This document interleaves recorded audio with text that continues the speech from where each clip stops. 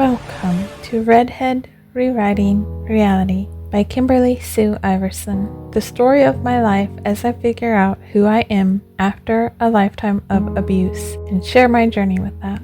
Sharing my journey of building my author career, the struggles, bettering self, and creating a new life. I'm a multi-genre author who's published more than 53 stories and coming to you from the Pacific Northwest. And this podcast is for you because, like me, you love stories, journeys, and you just want to relax for a bit.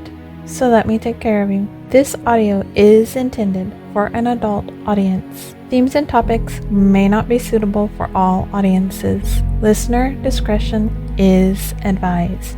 Now, get yourself comfy and make yourself at home, and let's dive in. This is our last chapter read for Tarzan of the Apes. And then I have a few posts that I will do that are more normal for what I had started this and what will always be featured on this, which is just stories about what I have been through or things that I am discussing that's on my mind. I have started kind of writing here and there on the weekend, depending on how I feel and what I've been doing. One of my posts that I'm going to share next is actually about what that is like and address that more, that I've been dissecting myself as usual and analyzing why I would be that way and why I think that my writing has been struggling for me, because I knew it wasn't writer's block, since I can write just fine when I sit down to write. The writing itself is not the issue, and I knew it was not the issue, but I knew there was something going on behind the writing causing the issue. Like, even when I write right now, I can write just fine, but getting my brain to also tap into like the before and the future potentials of what may come is still kind of like spotty. Like, when I'll try to explain it if you're not a writer, is that when a writer writes, I had this issue when I first began writing where it's almost like you're kind of detached from the writing and there's like this separation. Obviously, not all writers. I'm not going to waste the time doing that caveat. You know, it's not everybody if you are smart enough to understand that stuff. But I just struggled with connecting to the story so that I could remember what I wrote before and then what I wrote after. I was able to write at that moment, but everything after and before, it was like my brain was not really sinking into it. Like, when you read a story, you remember everything after, and if you have read that story before, you already know what's coming. That's how it is when I write. I'm seeing what's coming later on, but I also have in my mind before, what happened before. And that's been what's struggling also for me, is that I will see what I'm writing and I will see a little bit of before, but connecting and really sinking down into that depth where I am part of that story and I know before and what's to come, like I used to be able to. That's where a huge disconnect is happening, and I think it's what I am going to discuss in a future post, perhaps the next post. But right now I'm trying to get this recorded so I can edit it, and I don't have much time, so I am going to read it.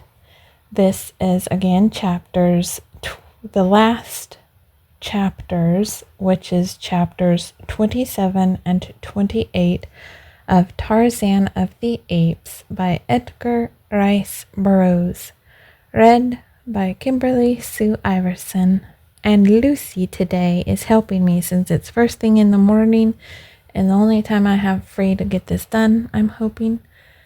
And she's laying on top of my feet to warm me up, but also to warm herself up because she's not ready to get up. Chapter 28. The Giant Again. A taxicab drew up before an old-fashioned residence upon the outskirts of Baltimore. A man of about 40, well-built and with strong, regular features, stepped out, and paying the chauffeur, dismissed him.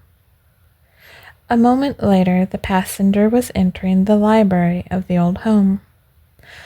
"Ah, Mr. Candler!" exclaimed an old man, rising to greet him. "Good evening, my dear professor," cried the man, extending a cordial hand. "Who admitted you?" asked the professor. "Esmeralda." "Then she will acquaint Jane with the fact that you are here," said the old man.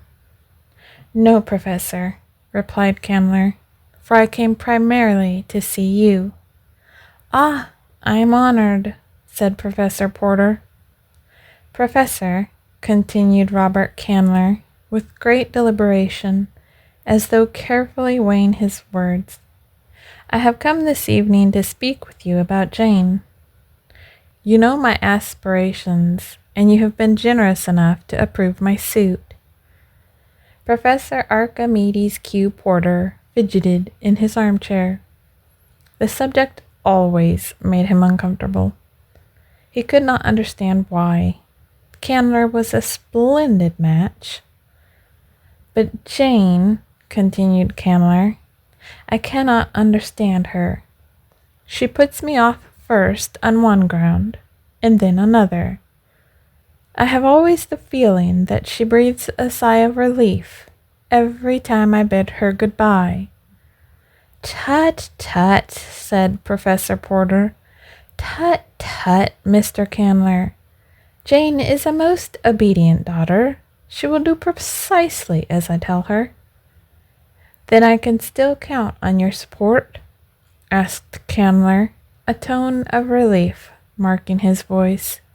"Certainly, sir. Certainly, sir," exclaimed Professor Porter. "How could you doubt it?" "There is young Clayton, you know," suggested Candler. "He has been hanging about for months. I don't know that Jane cares for him, but beside his title, they say he has inherited a very considerable estate from his father, and it might not be strange if he finally won her. Unless—" and Candler paused. "Tut, tut, Mr. Candler. Unless what?" "Unless you see fit to request that Jane and I be married at once," said Candler, slowly and distinctly. "I have already suggested to Jane that it would be desirable," said Professor Porter sadly, "for we can no longer afford to keep up this house and live as her associations demand." "What was her reply?" asked Candler. "She said she was not ready to marry anyone yet," replied Professor Porter, "and that we could go and live upon the farm in northern Wisconsin, which her mother left her. It is a little more than self-supporting. The tenants have always made a living from it, and been able to send Jane a trifle beside each year. She is planning on our going up there the first of the week. Philander and Mr. Clayton have already gone to get things in readiness for us." "Clayton has gone there?" exclaimed Candler, visibly chagrined. "Why was I not told? I would gladly have gone and seen that every comfort was provided." Jane feels that we are already too much in your debt, Mr. Candler, said Professor Porter. Candler was about to reply when the sound of footsteps came from the hall without, and Jane entered the room. "Oh, I beg your pardon," she exclaimed, pausing on the threshold. "I thought you were alone, Papa." "It is only I, Jane," said Candler, who had risen. "Won't you come in and join the family group? We were just speaking of you." "Thank you," said Jane, entering and taking the chair Candler placed for her. "I only wanted to tell Papa that Toby is coming down from the college tomorrow to pack his books. I want you to be sure, Papa, to indicate all that you can do without until fall.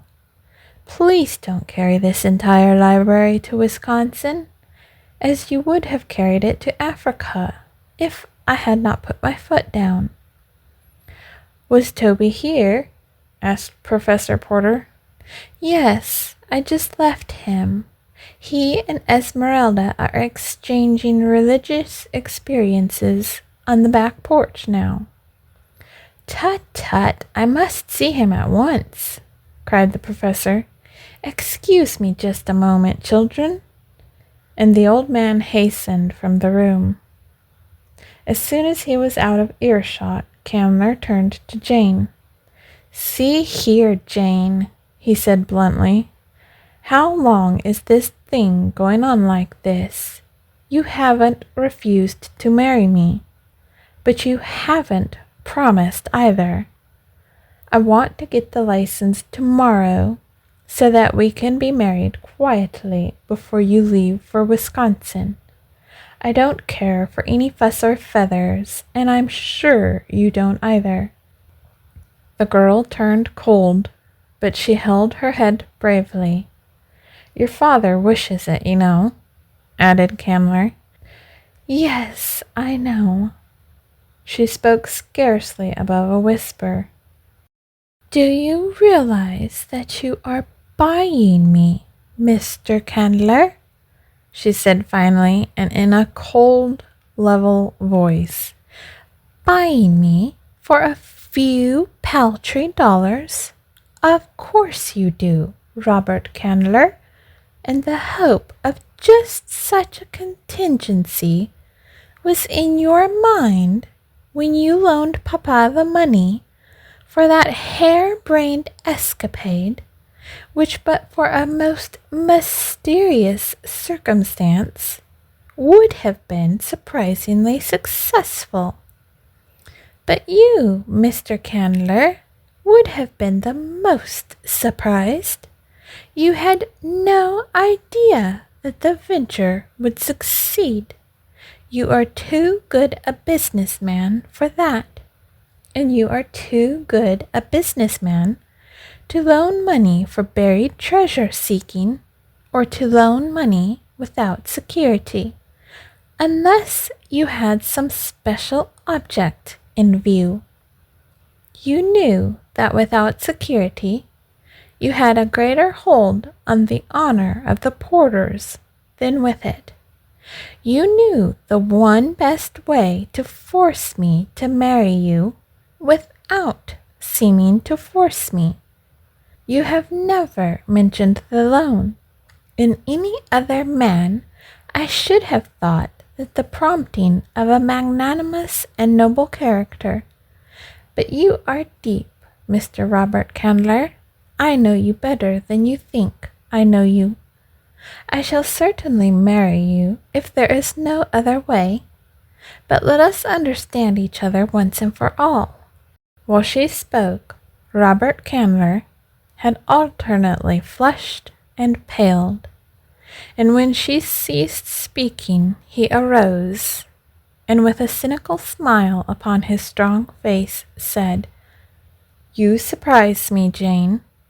I thought you had more self-control, more pride. Of course you are right. I am buying you, and I knew that you knew it, but I thought you would prefer to pretend that it was otherwise. I should have thought your self-respect and your porter pride would have shrunk from admitting even to myself that you were a bought woman. But have it your own way, dear girl, he added lightly. I am going to have you, and that is all that interests me. Without a word, the girl turned and left the room. Jane was not married before she left with her father and Esmeralda for her little Wisconsin farm, and as she coldly bid Robert Candler goodbye, as her train pulled out, he called to her that he would join them in a week or two. At their destination, they were met by Clayton and Mr. Flander in a huge touring car belonging to the former, and quickly whirled away through the dense northern woods toward the little farm, which the girl had not visited before since childhood. The farmhouse, which stood on a little elevation some 100 yards from the tenant house, had undergone a complete transformation during the 3 weeks that Clayton and Mr. Flander had been there. The former had imported a small army of carpenters and plasterers, plumbers and painters from a distant city, and what had been but a dilapidated shell when they reached it was now a cozy little 2-story house filled with every modern convenience procurable in so short a time. "Why, Mr. Clayton, what have you done?" cried Jane Porter, her heart sinking within her, as she realized the probable size of the expenditure that had been made. "Shh, shh," cautioned Clayton. "Don't let your father guess. If you don't tell him, he will never notice, and I simply couldn't think of him living in the terrible squalor and sordidness which Mr. Flander and I found. It was so little, when I would like to do so much, Jane. For his sake, please, never mention it." "But you know that we can't repay you," cried the girl. "Why do you want to put me under such terrible obligations?" "Don't, Jane," said Clayton sadly. "If it had been just you, believe me, I wouldn't have done it, for I knew from the start that it would only hurt me in your eyes. But I couldn't think of that dear old man living in the hole we found here. Won't you please believe that I did it just for him, and give me that little crumb of pleasure at least?" "I do believe you, Mr. Clayton," said the girl, "because I know you are big enough and generous enough to have done it just for him. And oh, Cecil, I wish I might repay you as you deserve, as you would wish." "Why can't you, Jane?" "Because I love another." "Candler?" "No." "But you are going to marry him. He told me as much before I left Baltimore." The girl winced. "I do not love him," she said almost proudly. "Is it because of the money, Jane?" She nodded. "Then am I so much less desirable than Candler? I have money enough, and far more, for every need," he said bitterly.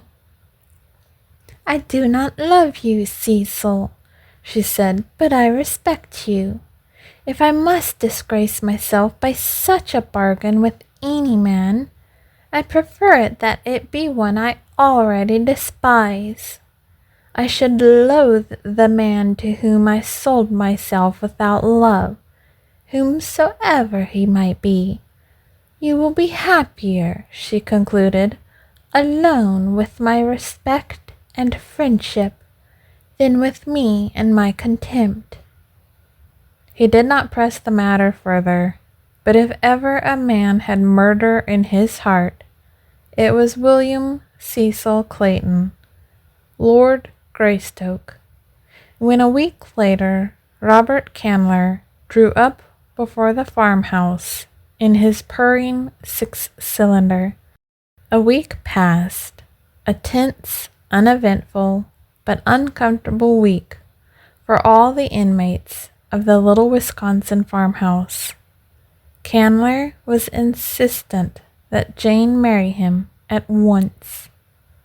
At length she gave in from sheer loathing of the continued and hateful importuning.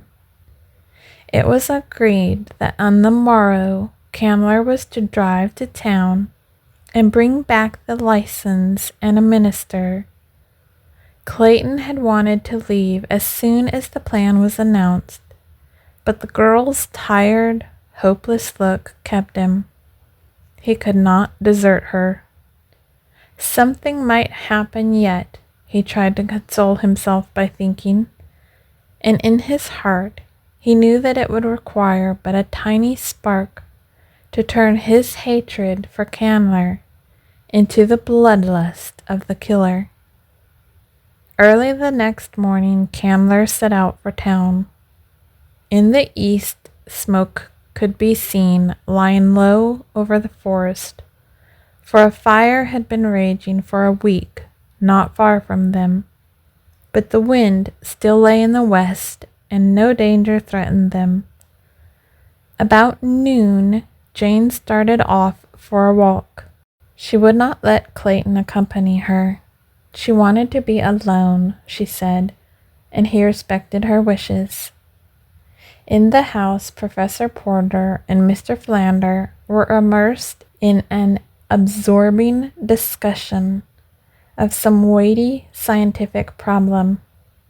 Esmeralda dozed in the kitchen, and Clayton, heavy-eyed after a sleepless night, threw himself down upon the couch in the living room and soon dropped into a fitful slumber. To the east, the black smoke clouds rose higher into the heavens. Suddenly they eddied, and then commenced to drift rapidly toward the coast. On and on they came. The inmates of the tenant house were gone, for it was market day, and none was there to see the rapid approach of the fiery demon. Soon the flames had spanned the road to the south and cut off Candler's return. A little fluctuation of the wind now carried the path of the forest fire to the north, then blew back, and the flames nearly stood still, as though held in leash by some master hand. Suddenly, out of the northeast, a great black car came careening down the road. With a jolt, it stopped before the cottage, and a black-haired giant leaped out to run up onto the porch. Without a pause, he rushed into the house. On the couch lay Clayton. The man started in surprise, but with a bound was at the side of the sleeping man. Shaking him roughly by the shoulder, he cried, "My God, Clayton, are you all mad here? Don't you know you are nearly surrounded by fire? Where is Miss Porter?" Clayton sprang to his feet. He did not recognize the man, but he understood the words and was upon the veranda in a bound. "Scott!" he cried, and then dashing back into the house, "Jane! Jane! Where are you?" In an instant, Esmeralda, Professor Porter, and Mr. Philander had joined the two men. "Where is Miss Jane?" cried Clayton, seizing Esmeralda by the shoulders and shaking her roughly. "Oh, Gabrielle, Mr. Clayton, she done gone for a walk. Hasn't she come back yet?" And without waiting for a reply, Clayton dashed out into the yard, followed by the others. "Which way did she go?" cried the black-haired giant of Esmeralda. "Down that road," cried the frightened woman, pointing toward the south, where a mighty wall of roaring flames shut out the view. "Put these people in the other car," shouted the stranger to Clayton. "I saw one as I drove up. and get them out of here by the north road. Leave my car here. If I find Miss Porter, we shall need it. If I don't, no one will need it. Do as I say." As Clayton hesitated, and then they saw the lithe figure bound away, cross the clearing toward the northwest, where the forest still stood, untouched by flame. In each rose the unaccountable feeling that a great responsibility had been raised from their shoulders, a kind of implicit confidence in the power of the stranger to save Jane, if she could be saved. "Who was that?" asked Professor Porter. "I do not know," replied Clayton. "He called me by name, and he knew Jane, for he asked for her, and he called Esmeralda by name. There was something most startlingly familiar about him," exclaimed Mr. Flander, "and yet, bless me, I know I never saw him before." "Tut, tut!" cried Professor Porter. "Most remarkable! Who could it have been? And why do I feel that Jane is safe, now that he has set out in search of her?" "I can't tell you, Professor," said Clayton soberly, "but I know I have the same uncanny feeling. But come, we must get out of here ourselves, or we shall be shut off." And the party hastened toward Clayton's car. When Jane turned to retrace her steps homeward, she was alarmed to note how near the smoke of the forest fire seemed, and as she hastened onward, her alarm became almost a panic when she perceived that the rushing flames were rapidly forcing their way between herself and the cottage. At length she was compelled to turn into the dense thicket and attempt to force her way to the west in an effort to circle around the flames and reach the house. In a short time the futility of her attempt became apparent, and then her one hope lay in retracing her steps to the road and flying for her life to the south toward the town. The 20 minutes that it took her to regain the road was all that had been needed to cut off her retreat, as her advance had been cut off before. A short run down the road brought her to a horrified stand, for there before her was another wall of flame. An arm of the main conflagration had shot out a half-mile south of its parent, to embrace this tiny strip of road in its implacable clutches. Jane knew that it was useless again to attempt to force her way through the undergrowth. She had tried it once and failed. Now she realized that it would be but a matter of minutes ere the whole space between the north and the south would be a seething mass of billowing flames. Calmly the girl kneeled down in the dust of the roadway and prayed for strength to meet her fate bravely, and for the delivery of her father and her friends from death. Suddenly she heard her name being called aloud through the forest. "Jane! Jane Porter!" It rang strong and clear, but in a strange voice. "Here!" she called in reply. "Here, in the roadway!" Then, through the branches of the trees, she saw a figure swinging with the speed of a squirrel. A veering of the wind blew a cloud of smoke about them, and she could no longer see the man who was speeding toward her. But suddenly she felt a great arm about her. Then she was lifted up, and she felt the rushing of the wind and the occasional brush of a branch as she was borne along. She opened her eyes. Far below her lay the undergrowth and the hard earth. About her was the waving foliage of the forest. From tree to tree swung the giant figure which bore her, and it seemed to Jane that she was living over in a dream the experience that had been hers in that far African jungle. Oh, if it were but the same man who had borne her so swiftly through the tangled verdure on that other day! But that was impossible. Yet who else in all the world was there with the strength and agility to do what this man was now doing? She stole a sudden glance at the face close to hers, and then she gave a little frightened gasp. It was he! "My forest man!" she murmured. "No, I must be delirious." "Yes, your man, Jane Porter, your savage, primeval man, come out of the jungle to claim his mate, the woman who ran away from him," he added almost fiercely. "I did not run away," she whispered. "I would only consent to leave when they had waited a week for you to return." They had come to a point beyond the fire now, and he had turned back to the clearing. Side by side they were walking toward the cottage.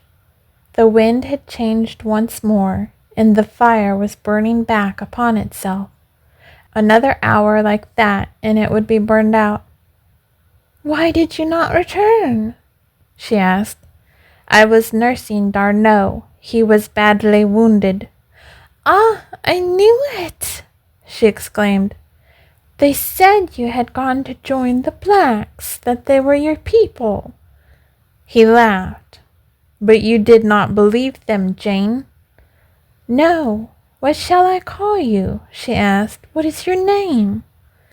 "I was Tarzan of the Apes when you first knew me," he said.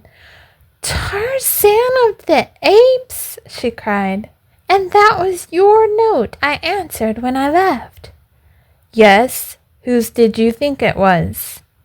"I did not know, only that it could not be yours, for Tarzan of the Apes had written in English, and you could not understand a word of any language." Again he laughed. "It is a long story, but it was I who wrote what I could not speak, and now D'Arnaud has made matters worse by teaching me to speak French instead of English. Come," he added, "jump into my car. We must overtake your father. They are only a little way ahead." As they drove along, he said, "Then when you said in your note to Tarzan of the Apes that you loved another, you might have meant me?" "I might have," she answered simply. "But in Baltimore, oh, how I have searched for you. They told me you would possibly be married by now, that a man named Candler had come up here to wed you. Is that true?" "Yes." "Do you love him?" "No." "Do you love me?" She buried her face in her hands. "I'm promised to another. I cannot answer you, Tarzan of the Apes," she cried. "You have answered. Now tell me why you would marry one you do not love." "My father owes him money." Suddenly there came back to Tarzan the memory of the letter he had read, and the name Robert Candler, and the hinted trouble which he had been unable to understand then. He smiled. "If your father had not lost the treasure, you would not feel forced to keep your promise to this man Candler?" "I could ask him to release me." "And if he refused?" "I have given my promise." He was silent for a moment. The car was plunging along the uneven road at a reckless pace, for the fire showed threateningly at their right, and another change of the wind might sweep it on with raging fury across this one avenue of escape. Finally they passed the danger point, and Tarzan reduced their speed. "Suppose I should ask him," ventured Tarzan. "He would scarcely accede to the demand of a stranger," said the girl, "especially one who wanted me himself." "Dorcas did," said Tarzan grimly. Jane shuddered and looked fearfully up at the giant figure beside her, for she knew that he meant the great anthropoid he had killed in her defense. "This is not the African jungle," she said. "You are no longer a savage beast. You are a gentleman, and gentlemen do not kill in cold blood." "I am still a wild beast at heart," he said in a low voice, as though to himself. Again they were silent for a time. "Jane," said the man at length, "if you were free, would you marry me?" She did not reply at once, but he waited patiently. The girl was trying to collect her thoughts. What did she know of this strange creature at her side? What did he know of himself? Who was he? Who his parents? Why, his very name echoed his mysterious origin in his savage life. He had no name. Could she be happy with this jungle waif? Could she find anything in common with a husband whose life had been spent in the treetops of an African wilderness, frolicking and fighting with fierce anthropoids, tearing his food from the quivering flank of fresh-killed prey, sinking his strong teeth into raw flesh, and tearing away his portion while his mates growled and fought about him for their share? Could he ever rise to her social sphere? Could she bear to think of sinking to his? Would either be happy in such a horrible misalliance? "You do not answer," he said. "Do you shrink from wounding me?" "I do not know what answer to make," said Jane sadly. "I do not know my own mind." "You do not love me, then?" he asked in a level tone. "Do not ask me. You will be happier without me. You were never meant for the formal restrictions and conventionalities of society. Civilization would become irksome to you. In a little while you would long for the freedom of your old life, a life to which I am as totally unfitted as you to mine." "I think I understand you," he replied quietly. "I shall not urge you, for I would rather see you happy than to be happy myself. I see now that you could not be happy with an ape." There was just the faintest tinge of bitterness in his voice. "Don't," she remonstrated. "Don't say that. You do not understand." But before she could go on, a sudden turn in the road brought them into the midst of a little hamlet. Before them stood Clayton's car, surrounded by the party he had brought from the cottage. Chapter 28. Conclusion. At the sight of Jane, cries of relief and delight broke from every lip, and as Tarzan's car stopped beside the other, Professor Porter caught his daughter in his arms. For a moment no one noticed Tarzan, sitting silently in his seat. Clayton was the first to remember, and turning, held out his hand. "How can we ever thank you?" he exclaimed. "You have saved us all. You called me by name at the cottage, but I do not seem to recall yours, though there is something very familiar about you. It is as though I had known you well under very different conditions a long time ago." Tarzan smiled as he took the proffered hand. "You are quite right, Monsieur Clayton," he said in French. "You will pardon me if I do not speak to you in English. I am just learning it, and while I understand it fairly well, I speak it very poorly." "But who are you?" insisted Clayton, speaking in French this time himself. "Tarzan of the Apes." Clayton started back in surprise. "By Jove! It is true!" And Professor Porter and Mr. Philander pressed forward to add their thanks to Clayton's, and to voice their surprise and pleasure at seeing their jungle friend so far from his savage home. The party now entered the modest little hostelry, where Clayton soon made arrangements for their entertainment.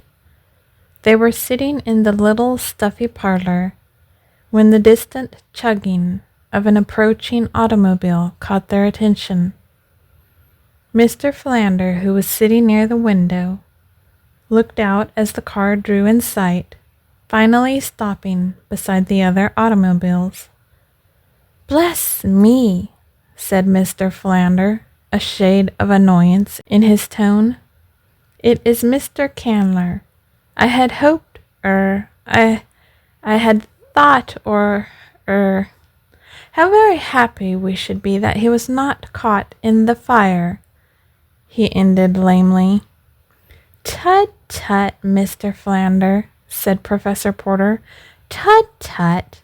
I have often admonished my pupils to count to 10 before speaking. Were I you, Mr. Philander, I should count at least 1,000, and then maintain a discreet silence." "Bless me, yes," acquiesced Mr. Philander. "But who is the clerical appearing gentleman with him?" Jane blanched. Clayton moved uneasily in his chair. Professor Porter removed his spectacles nervously and breathed upon them, but replaced them on his nose without wiping. The ubiquitous Esmeralda grunted. Only Tarzan did not comprehend. Presently, Robert Candler burst into the room. "Thank God!" he cried. "I feared the worst until I saw your car, Clayton. I was cut off on the south road and had to go away back to town, and then strike east to this road. I thought we'd never reach the cottage." No one seemed to enthuse much. Tarzan eyed Robert Candler as Sabor eyes her prey. Jane glanced at him and coughed nervously. "Mr. Candler," she said, "this is Monsieur Tarzan, an old friend." Candler turned and extended his hand. Tarzan rose and bowed, as only D'Arnot could have taught a gentleman to do it, but he did not seem to see Candler's hand, nor did Candler appear to notice the oversight. "This is Reverend Mr. Tousley, Jane," said Candler, turning to the clerical party behind him. "Mr. Tousley, Miss Porter." Mr. Tousley bowed and beamed. Candler introduced him to the others. "We can have this ceremony at once, Jane," said Candler. "Then you and I can catch the midnight train in town." Tarzan understood the plan instantly. He glanced out of half-closed eyes at Jane, but he did not move. The girl hesitated. The room was tense with the silence of taut nerves. All eyes turned toward Jane, awaiting her reply. "Can't we wait a few days?" she asked. "I am all unstrung. I have been through so much today." Candler felt the hostility that emanated from each member of the party. It made him angry. "We have waited as long as I intend to wait," he said roughly. "You have promised to marry me. I shall be played with no longer. I have the license, and here's the preacher. Come, Mr. Tousley, come, Jane. There are plenty of witnesses, more than enough," he added with a disagreeable inflection, and taking Jane Porter by the arm, he started to lead her toward the waiting minister. But scarcely had he taken a single step ere a heavy hand closed upon his arm with a grip of steel. Another hand shot to his throat, and in a moment he was being shaken high above the floor, as a cat might shake a mouse. Jane turned in horrified surprise toward Tarzan, and as she looked into his face, she saw the crimson band upon his forehead that she had seen that other day in far distant Africa, when Tarzan of the Apes had closed in mortal combat with the great anthropoid Turquoise. She knew that murder lay in that savage heart, and with a little cry of horror she sprang forward to plead with the ape-man. But her fears were more for Tarzan than for Candler. She realized the stern retribution which justice metes to the murderer. Before she could reach them, however, Clayton had jumped to Tarzan's side and attempted to drag Candler from his grasp. With a single sweep of one mighty arm, the Englishman was hurled across the room, and then Jane laid a firm white hand upon Tarzan's wrist and looked up into his eyes. "For my sake," she said. The grasp upon Candler's throat relaxed. Tarzan looked down into the beautiful face before him. "Do you wish this to live?" he asked in surprise. "I do not wish him to die at your hands, my friend," she replied. "I do not wish you to become a murderer." Tarzan removed his hand from Candler's throat. "Do you release her from her promise?" he asked. "It is the price of your life." Candler, gasping for breath, nodded. "Will you go away and never molest her further?" Again the man nodded his head, his face distorted by fear of the death that had been so close. Tarzan released him and Candler staggered toward the door. In another moment he was gone, and the terror-stricken preacher with him. Tarzan turned toward Jane. "May I speak with you for a moment alone?" he asked. The girl nodded and started toward the door, leading toward the narrow veranda of the little hotel. She passed out to await Tarzan, and so did not hear the conversation which followed. "Wait!" cried Professor Porter as Tarzan was about to follow. The professor had been stricken dumb with surprise by the rapid developments of the past few minutes. "Before we go further, sir, I should like an explanation of the events which have just transpired. By what right, sir, did you interfere between my daughter and Mr. Candler? I had promised him her hand, sir, and regardless of our personal likes or dislikes, sir, that promise must be kept." "I interfered, Professor Porter," replied Tarzan, "because your daughter does not love Mr. Candler. She does not wish to marry him. That is enough for me to know." "You do not know what you have done," said Professor Porter. "Now he will doubtless refuse to marry her." "He most certainly will," said Tarzan emphatically. "And further," added Tarzan, "you need not fear that your pride will suffer, Professor Porter, for you will be able to pay the Candler person what you owe him the moment you reach home."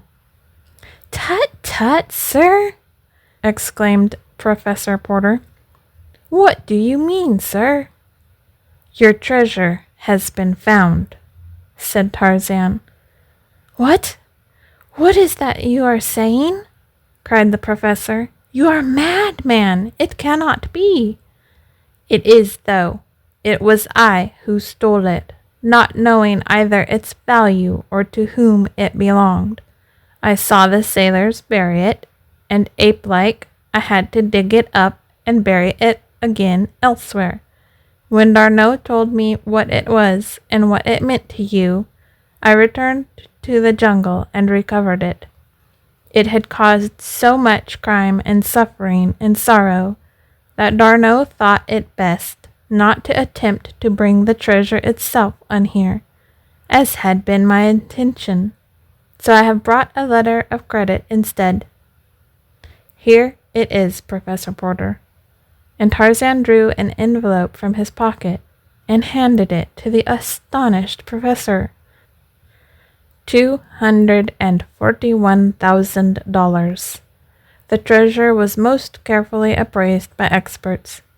But lest there should be any question in your mind, D'Arnot himself brought it and is holding it for you, should you prefer the treasure to the credit.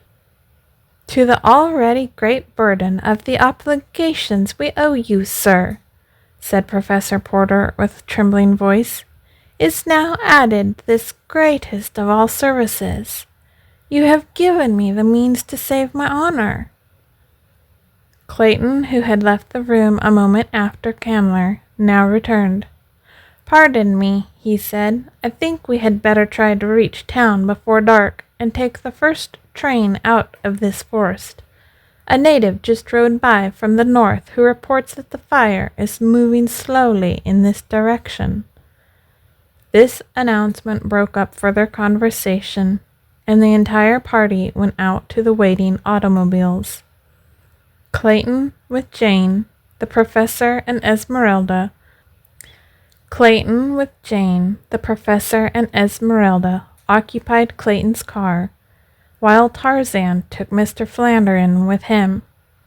Bless me! Exclaimed Mr. Flander as the car moved off after Clayton. Who would ever have thought it possible?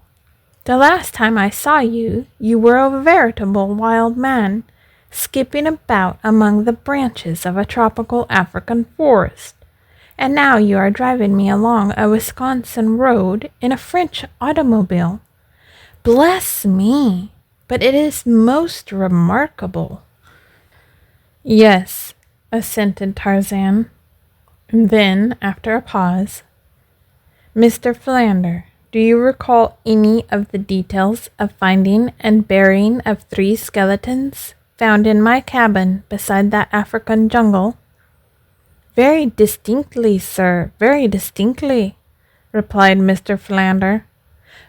Was there anything peculiar about any of those skeletons?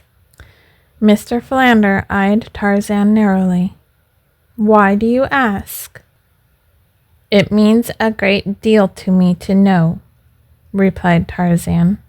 Your answer may clear up a mystery. It can do no worse, at any rate, than to leave it still a mystery. I have been entertaining a theory concerning those skeletons for the past 2 months, and I want you to answer my question to the best of your knowledge. Were the 3 skeletons you buried all human skeletons? No, said Mr. Flander. The smallest one, the one found in the crib, was the skeleton of an anthropoid ape. Thank you, said Tarzan. In the car ahead, Jane was thinking fast and furiously. She had felt the purpose for which Tarzan had asked a few words with her, and she knew that she must be prepared to give him an answer in the very near future. He was not the sort of person one could put off, and somehow that very thought made her wonder if she did not really fear him. And could she love where she feared? She realized the spell that had been upon her in the depths of that far-off jungle, but there was no spell of enchantment now in prosaic Wisconsin. Nor did the immaculate young Frenchman appeal to the primal woman in her, as had the stalwart forest god. Did she love him? She did not know now. She glanced at Clayton out of the corner of her eye. Was not here a man trained in the same school of environment in which she had been trained, a man with social position and culture such as she had been taught to consider as the prime essentials to congenial association? Did not her best judgment point to this young English nobleman, whose love she knew to be of the sort a civilized woman should crave, as the logical mate for such as herself? Could she love Clayton? She could see no reason why she could not. Jane was not coldly calculating by nature, but training, environment, and heredity had all combined to teach her to reason, even in matters of the heart.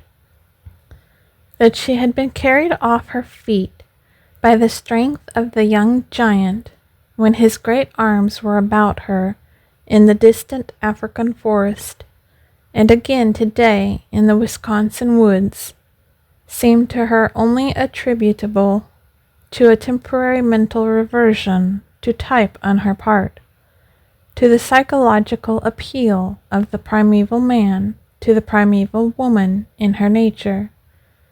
If he should never touch her again, she reasoned, she would never feel attracted toward him. She had not loved him then. It had been nothing more than a passing hallucination, superinduced by excitement and by personal contact. Excitement would not always mark their future relations, should she marry him, and the power of personal contact eventually would be dulled by familiarity. Again she glanced at Clayton. He was very handsome, and every inch a gentleman. She should be very proud of such a husband. And then he spoke. A minute sooner or a minute later might have made all the difference in the world to 3 lives. But chance stepped in and pointed out to Clayton the psychological moment. "You are free now, Jane," he said. "Won't you say yes? I will devote my life to making you very happy." "Yes," she whispered. That evening in the little waiting room at the station, Tarzan caught Jane alone for a moment. "You are free now, Jane," he said, "and I have come across the ages out of the dim and distant past from the lair of the primeval man to claim you. For your sake, I have become a civilized man. For your sake, I have crossed oceans and continents. For your sake, I will be whatever you will me to be. I can make you happy, Jane, in the life you know and love best. Will you marry me?" For the first time she realized the depths of the man's love. All that he had accomplished in so short a time, solely for love of her. Turning her head, she buried her face in her arms. What had she done? Because she had been afraid she might succumb to the pleas of this giant, she had burned her bridges behind her, in her groundless apprehension that she might make a terrible mistake. She had made a worse one. And then she told him all, told him the truth word by word, without attempting to shield herself or condone her error. "What can we do?" he asked. "You have admitted that you love me. You know that I love you, but I do not know the ethics of society by which you are governed. I shall leave the decision to you, for you know best what will be for your eventual welfare." "I cannot tell him, Tarzan. He too loves me, and he is a good man. I could never face you nor any other honest person if I repudiated my promise to Mr. Clayton. I shall have to keep it, and you must help me bear the burden, though we may not see each other again after tonight." The others were entering the room now, and Tarzan turned toward the little window. But he saw nothing outside. Within he saw a patch of greensward, surrounded by a matted mass of gorgeous tropical plants and flowers, and above the waving foliage of mighty trees, and over all the blue of an equatorial sky. In the center of the greensward, a young woman sat upon a little mound of earth, and beside her sat a young giant. They ate pleasant fruit, and looked into each other's eyes and smiled. They were very happy, and they were all alone. His thoughts were broken in upon the station agent, who entered asking if there was a gentleman by the name of Tarzan in the party. "I am Monsieur Tarzan," said the ape-man. "Here is a message for you, forwarded from Baltimore. It is a cablegram from Paris." Tarzan took the envelope and tore it open. The message was from D'Arnaud. It read, "Fingerprints prove you Greystoke. Congratulations, D'Arnaud." As Tarzan finished reading, Clayton entered and came toward him with extended hand. Here was the man who had Tarzan's title and Tarzan's estates, and was going to marry the woman whom Tarzan loved. The woman who loved Tarzan. A single word from Tarzan would make a great difference in this man's life. It would take away his title and his lands and his castles, and it would take them away from Jane Porter also. "I say, old man," cried Clayton, "I haven't had a chance to thank you for all you've done for us. It seems as though you had your hands full saving our lives in Africa and here. I'm awfully glad you came on here. We must get better acquainted. I often thought about you, you know, and the remarkable circumstances of your environment. If it's any of my business, how the devil did you ever get into that bally jungle?" "I was born there," said Tarzan quietly. "My mother was an ape, and of course she couldn't tell me much about it. I never knew who my father was." End of chapters 27 and 28 of Tarzan of the Apes by Edgar Rice Burroughs. I may end up continuing this on because the American literature site that I was using to read this from particularly, it does have, I'd have to look up to see if all of the stories are here, but it does have 8 other stories, or actually 7, because I see Tarzan right there. So 7 other stories. That might be the entire world, technically, is what I would call it. It was probably called series, but they have linked the Son of Tarzan, The Return of Tarzan, The Beasts of Tarzan, Tarzan the Untamed, Tarzan the Terrible, Tarzan and the Jewels of Opar, and Jungle Tales of Tarzan. So if that's of interest that I do continue this at a later date, let me know, since I think I have 3 or 5 other things to read that was part of the list of polls that I had done of classics. I can't recall off the top of my head what story is next, but you will find out later on. So again, this was Tarzan of the Apes by Edgar Rice Burroughs, read by your lovely host, Kimberly Sue Iverson. And next week will be a regular post, and I may have another or a couple of those before we continue on with our next story. And of course, if you have ideas of stories to read, feel free to always talk about them in the comments.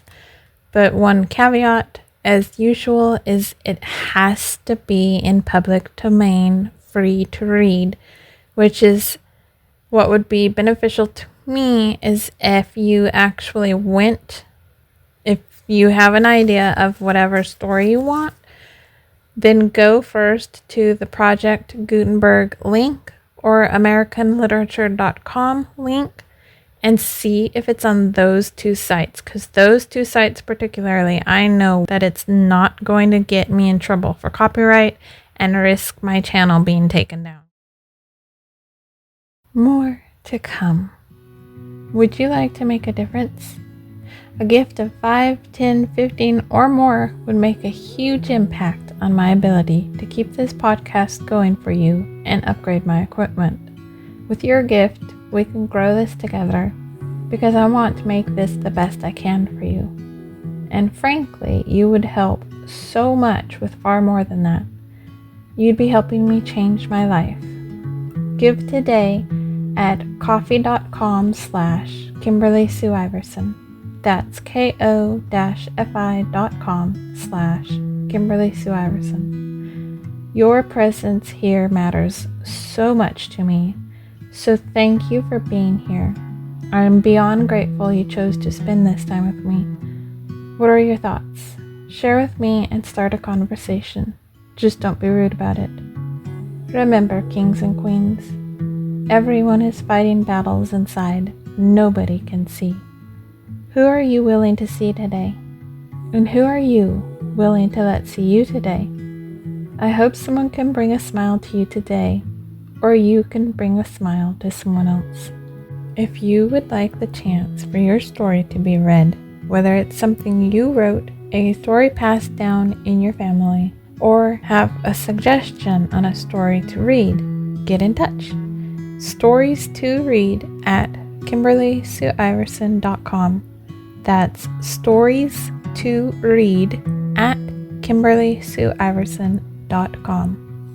If you'd like to follow my socials, I would love to have you. Don't ever hesitate to comment and say hi either. Find me under at Kimberly Sue Iverson for most sites: Instagram, Threads, Facebook, Blue Sky, and TikTok. There's also a Facebook page for Redhead Rewriting Reality. X is the only site I use Kimber Bites on. I also have a newsletter for my work. That's bit.ly/lettersfromkimberly. bit.ly/lettersfromkimberly. I always try to use the same profile picture and name no matter where I am, but you can always find my links on my link cave. That's KimberlySueIverson.com/link cave. That's LINKCAVE.